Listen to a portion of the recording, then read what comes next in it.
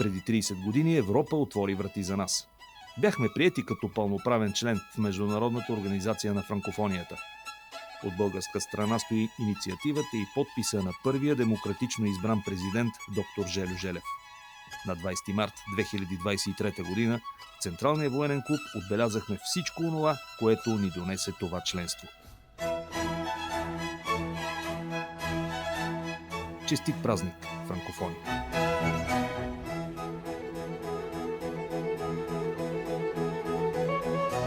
Беше чудесен ход и инициатива от президента Желев и трябва да сме му благодарни. А пък факта, че сме в тази общност, като не са малко държави, също е хубаво. Франкофонията отвори вратата на България към големите европейски международни структури.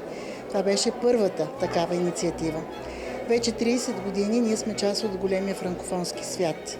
Възможност да участваме във всички международни решения, да служим на мира, на стабилността, на справедливостта по целия свят. Франкофонията стана една общност от държави, които споделят общи ценности, а не само френски език. Тоест това вече не е езиков клуб, това е общност на държави, които споделят ценностите на демокрация, ценностите на права на човека, споделят общо бизнес пространство и редица други неща. Много се възползвахме, защото имаме много добри общуване по много различни линии на университети, на обучение на студенти. Например, бих цитирал тези франкофонски катедри в много български университети, които са чудесни. И разбира се в областта на културата, така че разбира се има още много какво можем да направим. България е част от франкофонската общност и като такава принадлежи на една среда, в която ценностите са водещите. Ценностите на правовата държава, на солидарността. Аз като представител на агенция, свързана с висшето образование, разбира се, високо поставим на едно от най-високите места на тези ценности образованието и споделянето на знанията. Така че България се научи, че е добре да получава, но е добре също така и да може да споделя.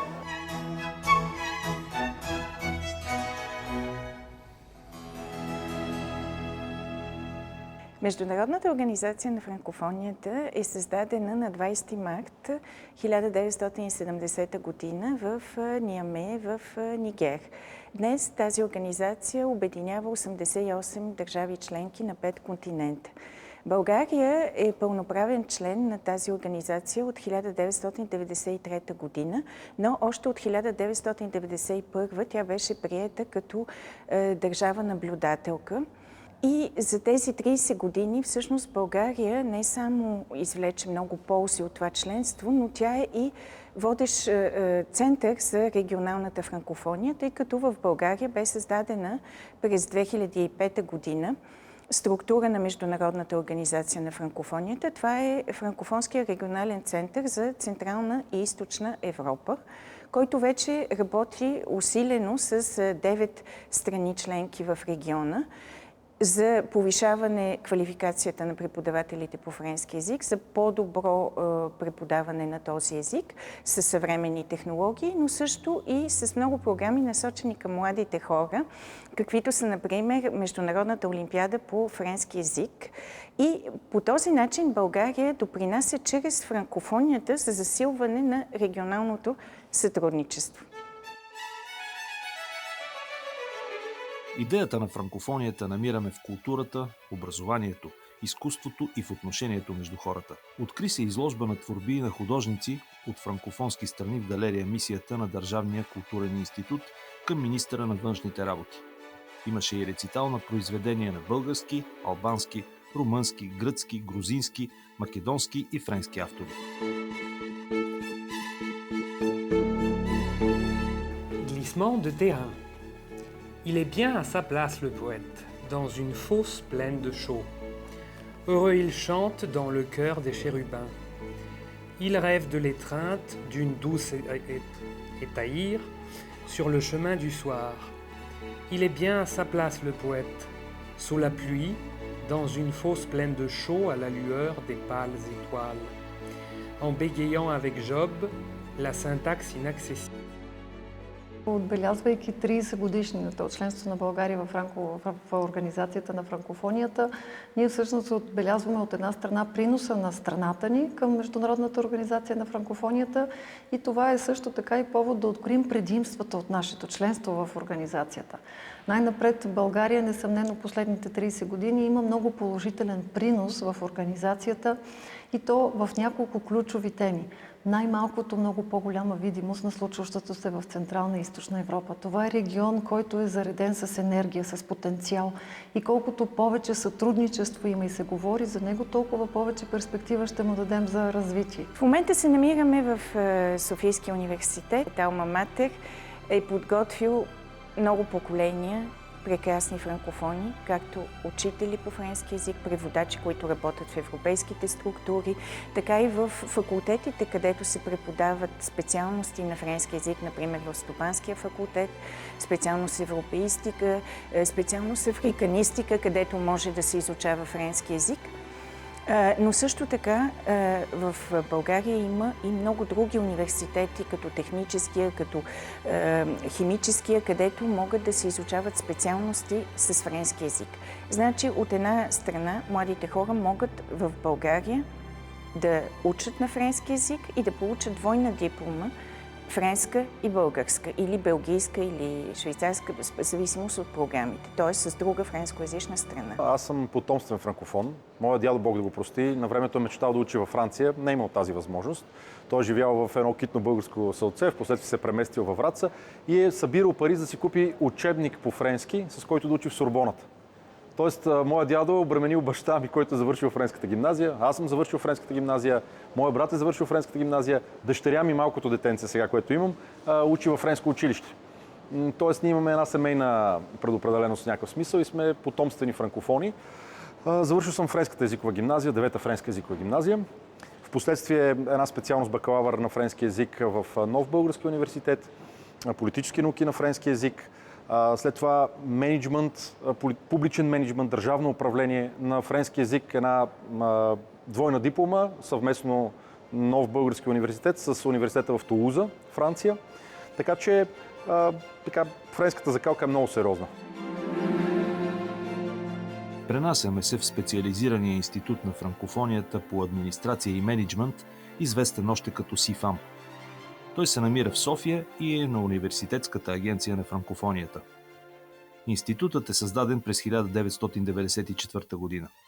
От тогава до сега са се дипломирали над 2200 студенти, които заемат отговорни длъжности в целия свят. Основната мисия на СИФАМ е да обучава на френски език високо квалифицирани специалисти в областта на администрацията и управлението на бизнеса. Допринася се за развитието на страните от региона на Централна и Източна Европа.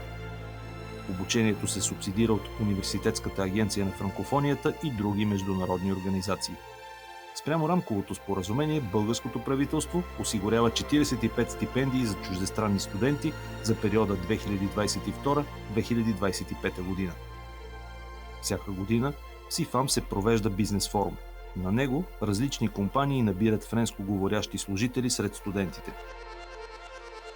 Donc aujourd'hui nous sommes à l'ESFAM et nous accueillons ce salon qui fait se réunir les entreprises et les étudiants. Ние, разбира се, в годините сме установили, и то е съвсем естествено, че най-добре е да работим заедно. Даже нашия слоган, мотото на нашата камара е по-силни заедно. Et c'est grâce à la langue française qu'aujourd'hui ces deux mondes se rencontrent, les entreprises, les institutions avec l'ambassade de France, la chambre de commerce et les étudiants, qu'ils soient de l'ESFAM ou d'ailleurs. Представителите на френската държавна администрация, на френското правителство могат да окажат определен тип подкрепа от страна на държавата. Но има бизнес интереси, в които държавата не може да се меси и това е повече нашето поле на действие. И в някои случаи е добре да сме заедно, за да може всеки да даде от своята компетенция, от своята значимост, от своя опит.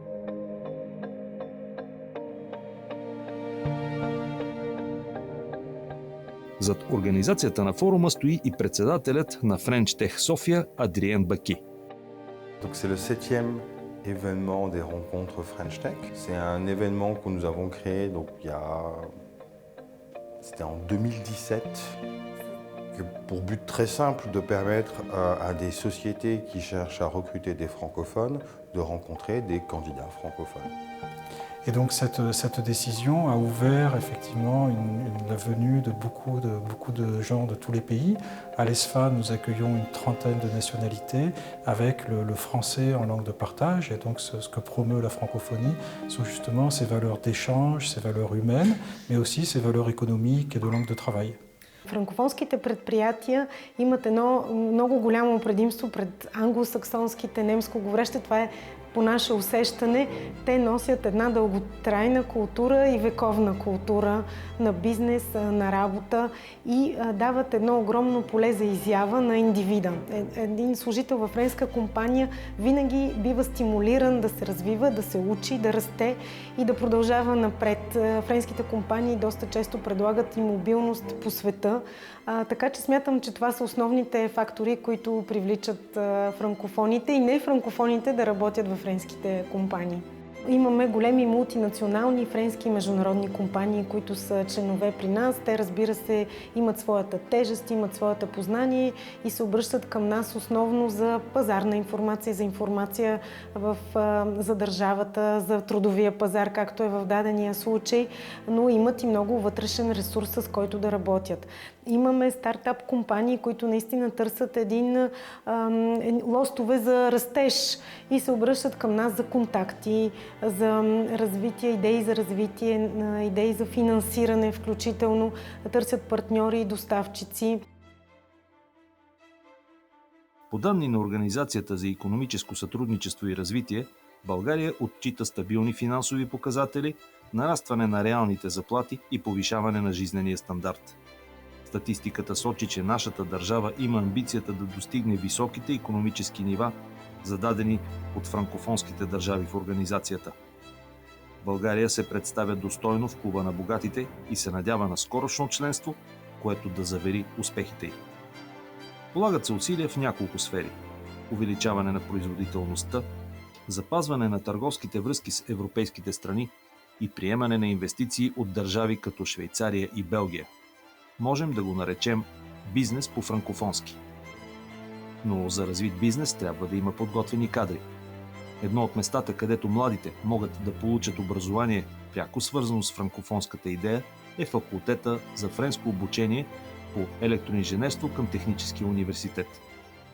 Дипломантите имат възможност да станат инженери в сферата на телекомуникациите, енергетиката и електрониката. Този факултет съществува от 30 години и респективно е връстник на постъпването на България в франкофонското семейство през 1993 година.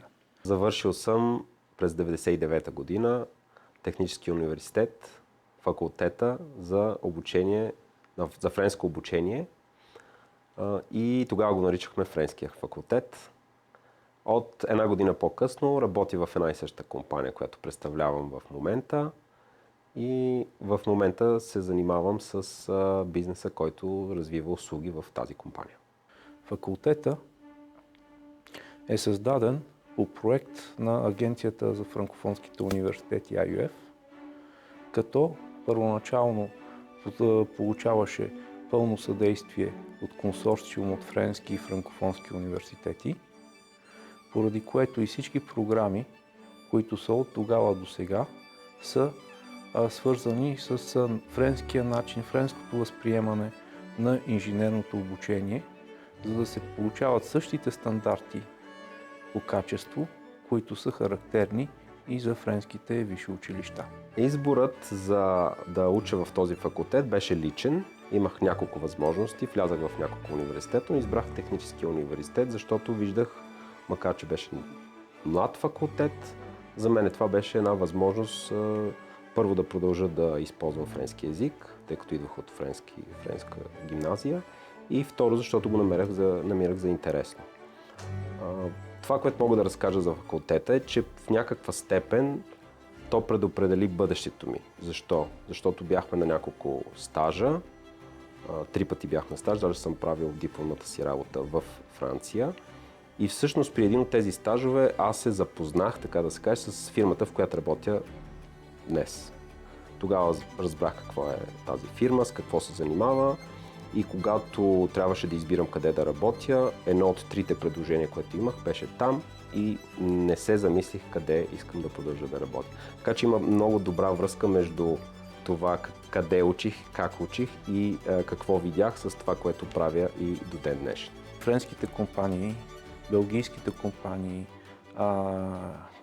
швейцарска компания, също така и мултинационални компании, които се интересуват от това да развиват френски език. Защо? Защото клиентите им са с френски и те искат да имат в екипът хора, които са с френски език. Тези всичките компании се чувстват така съпричастни с обучението, което ние провеждаме и немалко от тях създават при нас различни условия, като лаборатории, материална база, но не само. Имаме много лектори, които идват от тези различни индустриални и развойни центрове.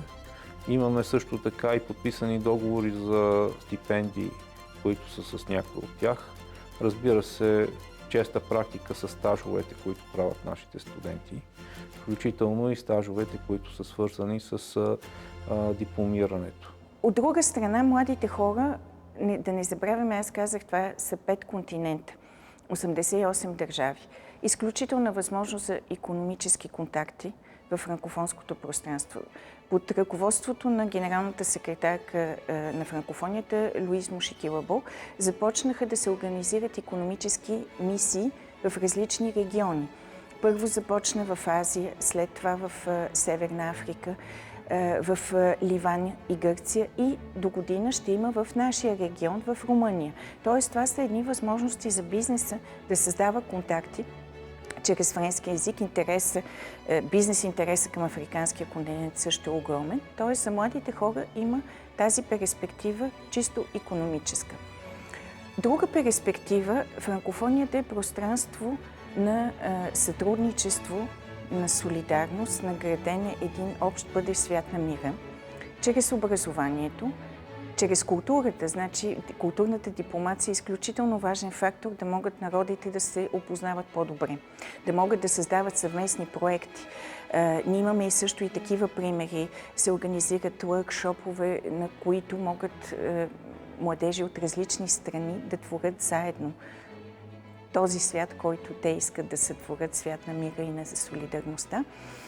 Освен това, за младите хора има също така възможност чрез френски език да осмислят по-добре своята национална идентичност. Това би звучало странно така формулирано, но аз смятам, че първо, колкото повече езици знае един човек, толкова хоризонта му е по-широк. И много хора мислят, че Международната организация на франкофонията, която има френския като обединяващ език, се бори само за френски език. Това не е така. Тя не воюва с другите езици. За нас многоезичието е основна ценност. Френския с другите езици. Френски е един прозорец към света.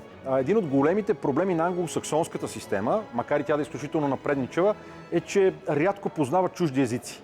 От гледна точка на образованието, да, там може да се инвестира много повече за стипендии, за възможности на българи, които да отиват да се реализират във Франция, да се връщат с знанията, които имат и да модернизират България, така както в времето се случва много. През Възраждането една голяма част от нашите интелектуалци учиха в Франция, в Париж дори, в френските колежи в Цариград, в Истанбул. И това беше чрез държавни стипендии на екзархията. Изпращаше Симеон Радев, е учил в френския лицей. Той е перфектен франкофон. Има и доста други имена, като Гаврил Кръстевич, който е учил в Париж. Като екзарх Йосиф, който е учил в Париж. Това са юристи, които се връщат и създават нашата държава. Това са строителите на съвременна България. Те са франкофони. През всичките тези години България участва активно в обмяната на култури и съдейства за развитието на образователното и научно-изследователското сътрудничество по линия на франкофонията. Освен това, България допринася за някои много по-секторни теми. Това е, например, участието на жените и в процеса на вземане на решение. Жените в икономиката. Знаете, че България е първа в Европа по брой жени в информационните и комуникационните технологии – 36%. Освен това обаче, от членството ни в Международната организация в франкофонията бих откроила 3 предимства с добавена стойност. Разбира се, на първо място политическо предимство. Международната организация на франкофонията означава сътрудничество и диалог с държави, разположени в 5 континента. И България от това има много голяма полза, като например последното ни избиране за страна членка на Съвета за правата на човека в ООН. Знаете, че България беше избрана с най-висок резултат от всички кандидати и ние получихме подкрепата от мнозинството от държавите членки на Международната организация на франкофонията. Ето как, когато си градил този диалог и това партньорство и в политически план, в такива ключови моменти, как може страната да го използва като много голямо предимство. Второто, разбира се, е в областта на икономиката. Държавите са разположени, както казах, на 5 континента. Ние обаче сме свидетели на нова икономическа ситуация. Ще си говорим за ресурси, ще си говорим за нови технологии, дигитализация и изкуствен интелект. Всички тези държави могат да допринесат за това в момента света, който се преразпределя като партньорства, който вижда държави, които може би не са били на преден план, да изкачат като лидери в иновациите, в изкуствения интелект, в теми като енергетика, като транспорт, като мобилност. Това за мен, за България е едно невероятно предимство, че ние с тях можем да изградим още по-силни икономически връзки и те да носят полза, както на въпросните държави, така и на България. И разбира се, бих откроила с най-голяма сила културното предимство.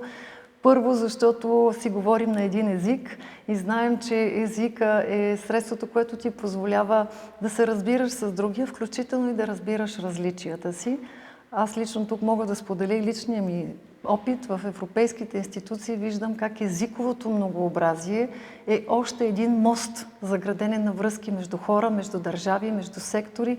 И смятам, че с езика ти междувременно си по-своему проводник на ценности. Ценностите на франкофонията е наистина взаимното уважение. Това да сме толерантни един към друг. Междувременно, когато има предизвикателства, да заставаме обединени срещу тях и да търсим решения, в които решение всеки да има своето участие, а то да не е наложено от един или някой на друг.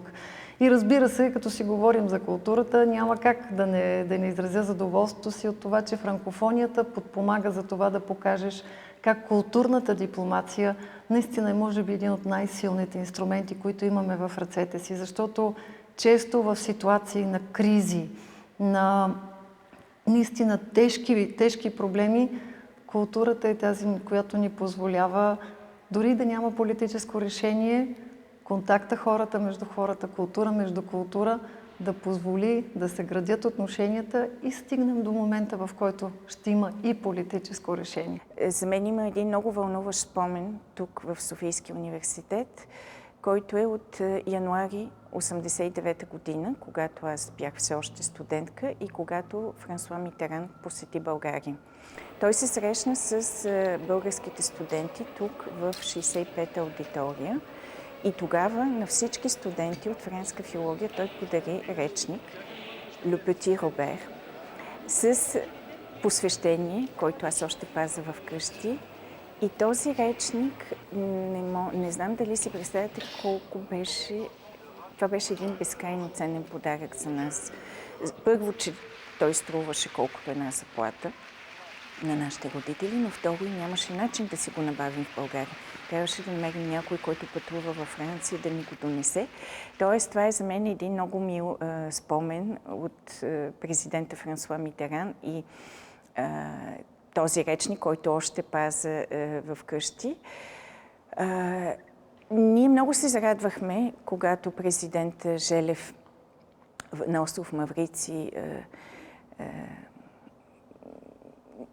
беше там, за да представи България, бяхме приети и за нас това беше едно изключително отваряне към света. Трябва да припомня, че всъщност за България след демокрацията това беше първото ни признаване